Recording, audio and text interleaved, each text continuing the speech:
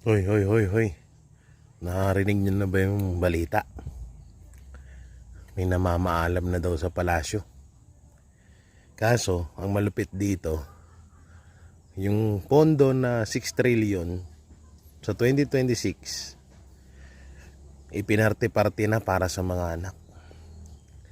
Para pag nagkataon na kunin na siya ni Satanas, mga trilyonaryo na yung mga anak. At syempre wala na rin dito sa Pilipinas, 'di ba? So yun yung mga bali-balitang lumalabas.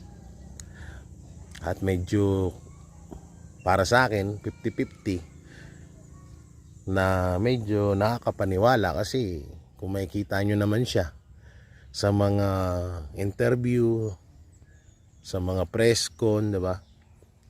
Palaging hinihingal, sobrang payat.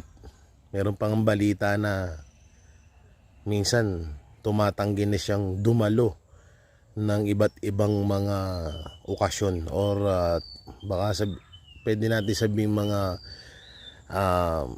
basta yung mga pinupuntahan kadalasan kung saan yung may mga diba dati diba nung nakaraan ang sipag niya saan natin siya nakita. Ngayon medyo lumalaylo kasi parang hindi na kaya ng katawan. Iba talaga pag karma yung bumanat sa'yo, no? Masakit.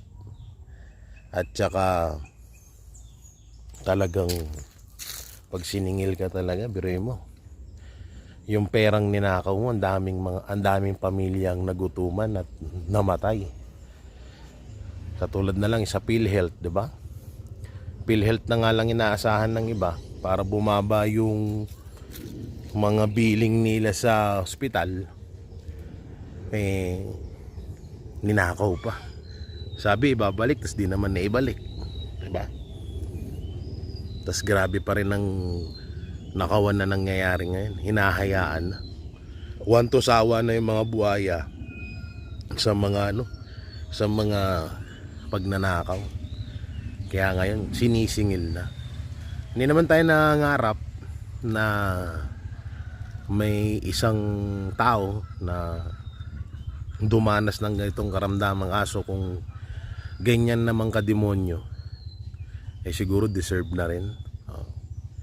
Para lubos nyong maunawaan, nasa YouTube channel ko ngayon, in-upload ko yung video ng buong kwento, ha?